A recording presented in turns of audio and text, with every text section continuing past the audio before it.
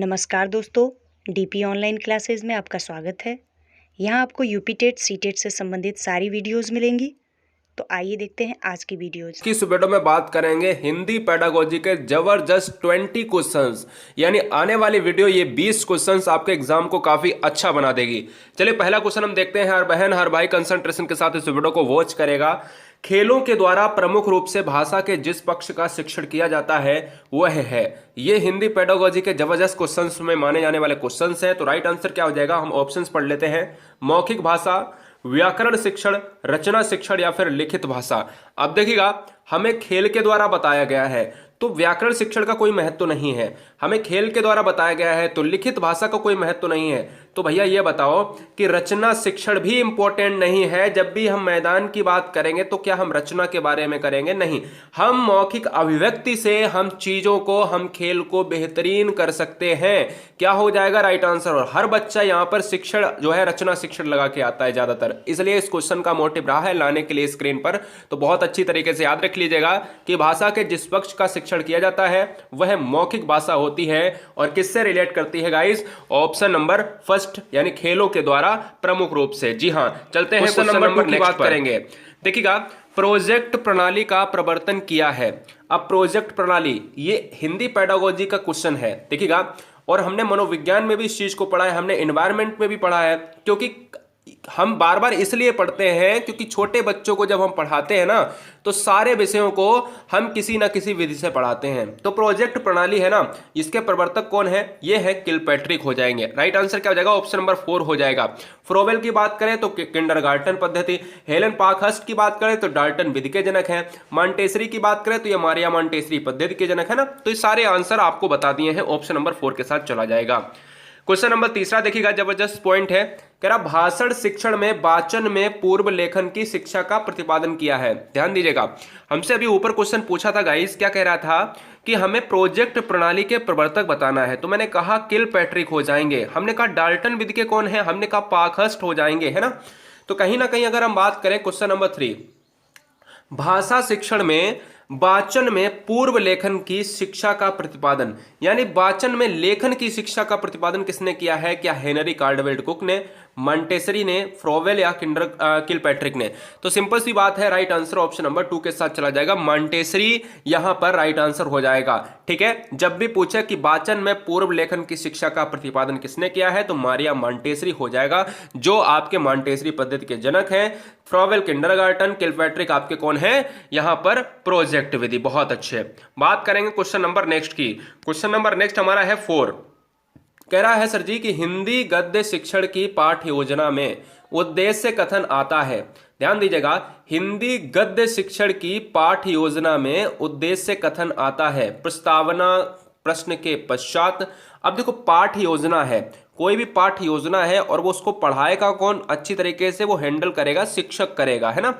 और शिक्षक क्या होता है? स्वतंत्र चर होता है, और बच्चा क्या होता है? आश्रित चर होता है। ठीक है, अब हम बात करते हैं पाठ्य योजना में उद्देश्य कथन आता है। पाठ्य योजना में जब उद्देश्य कथन, जो हमारा मेन मकसद होता है, जिसके लिए हम पढ़ने गए हैं स्कूल में और जिसके लिए हमें टीचर पढ़ाने आया है, तो वो किसके बाद होगा? प्रस्तावना प्रश्न के पश्चात ही होगा मेरे भाई। पाठ्य योजना में उद्देश्य कथन किसके बाद होगा? प्रस्तावना प्रश्न के पश्चात होगा। Right answer option number. तो क्वेश्चन नंबर नेक्स्ट कह रहा है कि शब्द का अर्थ स्पष्ट करने हेतु कौन सा तरीका सबसे बेस्ट है गाइस? अब ध्यान दीजिएगा, सबसे बेस्ट तरीका है यहाँ पर क्वेश्चन नंबर 7 आ गया। टेंशन मत लेना, हम यहाँ पर 1-2 क्वेश्चंस मिस कर गए हैं, कोई बात नहीं, हम देख लेंगे, आगे मैनेज कर लेंगे। शब्द का अर्थ स्पष्ट करने हेतु, अगर हमें बच्चों को शब्द कोई बहुत कठिन लग रहा है, जैसे कोई वर्ड हम ले लेते हैं जिसको हम कहते हैं ईमानदार। ईमानदार हमारा क्या है? एक शब्द है, बच्चों को नहीं समझ में आ रहा है, तो मैं कैसे समझाऊंगा दोस्तों? हम ये कहेंगे, हम क्या कहेंगे? हम ये कहेंगे कि राम बहुत चालाक है। राम बहुत चालाक है, ठीक है, चालाक है, परंतु क्या है? वह ईमानदार है। परंतु क्या है सर जी? वह ईमानदार है। तो कहीं ना कहीं अब बच्चों को समझ में आ जाएगा कि बच्चा पॉजिटिव पॉइंट रखता है या नेगेटिव पॉइंट रखता है। तो ईमानदार हमने वाक्य में प्रयोग किया है, इसलिए राइट आंसर क्या हो जाएगा? ऑप्शन नंबर 2 हो जाएगा। बहुत अच्छे गाइस, ठीक है, बहुत बढ़िया। क्वेश्चन नंबर नेक्स्ट की बात करेंगे, अभिव्यक्ति। अब ध्यान दीजिएगा, अभिव्यक्ति इकाई में, बहुत अच्छी तरीके से ध्यान दीजिएगा, अभिव्यक्ति इकाई में अभिव्यक्ति इकाई में कक्षा में वर्तनी शिक्षण हेतु सर्वाधिक जो है उपयोगी विधि है? श्रुत लेखन विधि है, शुद्धोच्चारण विधि, खेल विधि या फिर प्रतिलेखन विधि? जब भी हम अभिव्यक्ति की बात करते हैं तो बच्चे कहते हैं सर जी, बच्चे क्या कहते हैं कि हम सर जी क्या लगाएंगे, ऑप्शन नंबर लगाएंगे, फर्स्ट लगाएंगे या तो ऑप्शन नंबर थर्ड लगाएंगे। जब भी हम बात करते हैं आप कहोगे सर जी ऑप्शन नंबर यहाँ पर 2 हो जाएगा, नहीं भैया ऑप्शन नंबर 3 के साथ चला जाएगा। क्या? खेल व्यक्ति। जब भी हम अभिव्यक्ति की बात करते हैं, हम किसी ना किसी अपनी बात को दूसरे की बात करते हैं, तो खेल के माध्यम से सबसे बेस्ट हो सकता है। श्रुत लेखन इंपॉर्टेंट नहीं है। श्रुत लेखन में एक सुनेगा तो दूसरा क्या रहेगा, चुप रहेगा क्या? नहीं, है ना। इसलिए शुद्धोच्चारण में भी कहीं ना कहीं सभी नहीं मिल सकते, लेकिन एक ऐसा है ना खेल विधि, ये राइट आंसर चला जाएगा। खेल विधि क्या है? अभिव्यक्ति इकाई में सबसे ज्यादा योगदान देती है, ऑप्शन नंबर 3 हो जाएगा। बहुत अच्छे। क्वेश्चन नंबर 9 की बात करेंगे, ध्यान दीजिएगा। इकाई योजना आधारित नहीं होती है। इकाई योजना आधारित नहीं होती है उद्देश्य कथन पर, प्रस्तावना पर, प्रस्तुतिकरण या फिर मूल्यांकन। इस क्वेश्चन के लिए जल्दी से फटाफट इस क्वेश्चन का राइट आंसर दीजिएगा। बहुत अच्छे, बहुत बढ़िया गाइस, बहुत अच्छे। क्वेश्चन नंबर 9 आपके स्क्रीन पर है और क्वेश्चन नंबर 9 ये कह रहा है इकाई योजना आधारित नहीं होती है। तो भैया सुन लीजिएगा, इकाई योजना का उद्देश्य होना चाहिए या नहीं होना चाहिए? अगर कोई योजना है उसका उद्देश्य होना चाहिए, ठीक है, उद्देश्य होना चाहिए। मूल्यांकन, प्रस्तुतिकरण, उस योजना का प्रस्तुतिकरण भी होना चाहिए, लेकिन कहीं ना कहीं अगर प्रस्तुतिकरण किया है तो लास्ट में एवल्यूट भी की जानी चाहिए, वस्तु मूल्यांकन भी होना चाहिए, लेकिन उसका हमेशा इकाई योजना आधारित नहीं होती है, प्रस्तावना पर आधारित नहीं होती है। इस क्वेश्चन को अच्छी तरीके से याद रख लेना, जरूरी नहीं है कि इकाई योजना में प्रस्तावना है, बहुत इंपॉर्टेंट है, छोटी कक्षा की बात कर रहा है। राइट आंसर ऑप्शन नंबर 2 के साथ चला जाएगा। क्वेश्चन नंबर 10 की बात करेंगे। डाल्टन योजना शिक्षण विधि पद्धति किस स्तर के बालकों के लिए सर्वाधिक उपयुक्त है? डाल्टन पद्धति शिक्षण विधि, ध्यान दीजिएगा, डाल्टन पद्धति शिक्षण विधि किस स्तर के बालकों के लिए सर्वाधिक उपयुक्त है? ऑप्शंस है पूर्व प्राथमिक स्तर या माध्यमिक स्तर, उच्च प्राथमिक स्तर। ध्यान दीजिएगा, तो डाल्टन योजना है ना, वो क्वेश्चन में आता है किसने दिया है, तो मिस हेलन पार्कहर्स्ट ने। क्या सर जी?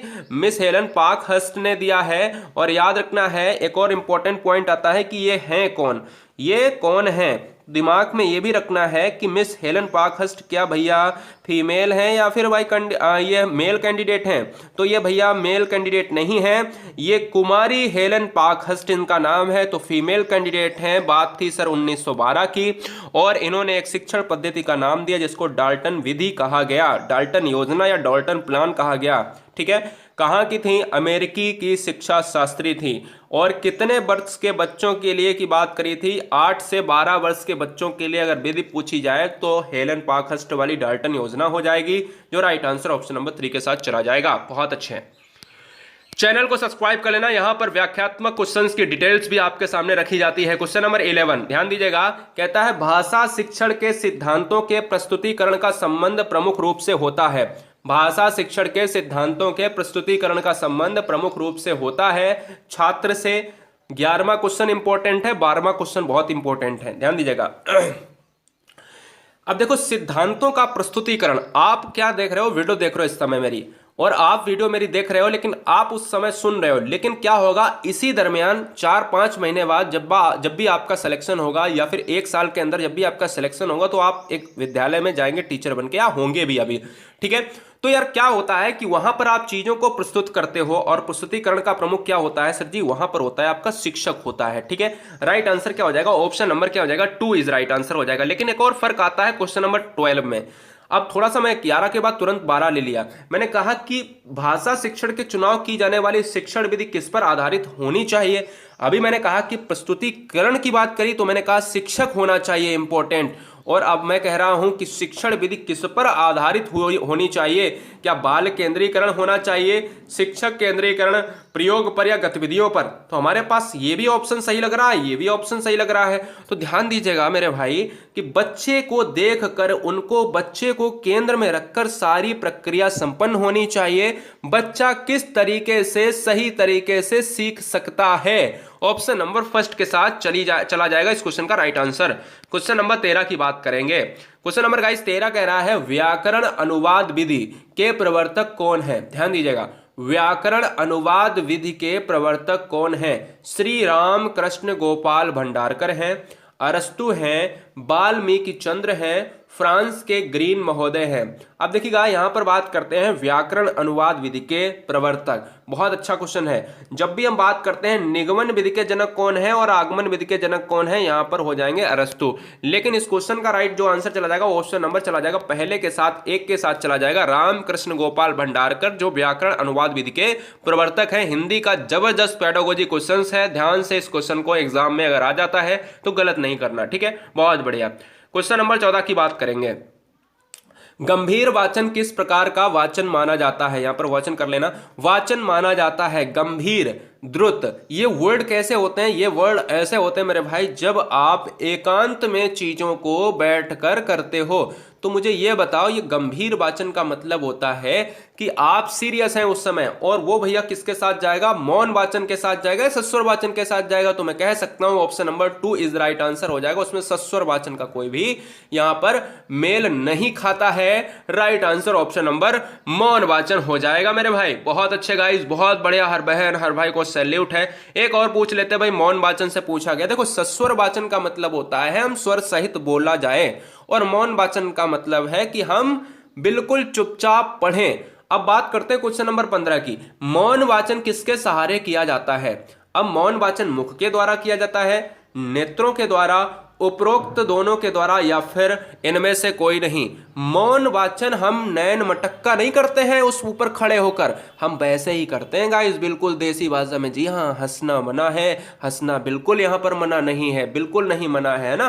तो मस्त रहिए, नेत्रों के सहारे से करते हैं मौन वाचन। मुख के द्वारा अगर हम करेंगे तो वो तो भाई सस्वर वाचन हो जाएगा, वो तो बोलने वाला हो जाएगा। तो right answer option number B के साथ चला जाएगा। बहुत बढ़िया। तो भैया ठोको लाइक इस समय। बहुत अच्छे, मजा आ रहा ना। चैनल को सब्सक्राइब कर लें, बेहतरीन स्टडी प्लान कर लें। Question number 16। क्वेश्चन नंबर 16 हर बहन हर भाई करेगा। वर्णनात्मक कविता शिक्षण की सही विधि है? वर्णनात्मक यानी वर्णन वाली की बात कर रहा है सर जी। तो यहां पर क्या प्रश्नोत्तर प्रणाली हो जाएगा? यहां पर कह रहा है सर जी प्रश्नोत्तर प्रणाली, शब्दार्थ प्रणाली, तुलना प्रणाली, या फिर व्याख्या प्रणाली हो जाएगा।